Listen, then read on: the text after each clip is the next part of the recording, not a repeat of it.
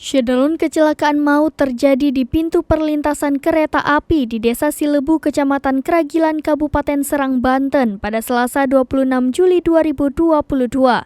Insiden itu melibatkan kereta api dan odong-odong. Akibatnya, 9 orang dinyatakan meninggal dunia dan sejumlah orang mengalami luka-luka.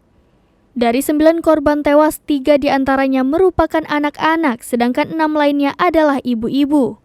Saat hendak menyeberang, odong-odong tertabrak kereta api hingga terguling. Kapolsek Kragilan Kompol Yudi Wahyu menjelaskan, kecelakaan itu terjadi lantaran pengemudi odong-odong tidak melihat ke arah kanan dan kiri saat menyeberang di pintu perlintasan kereta api.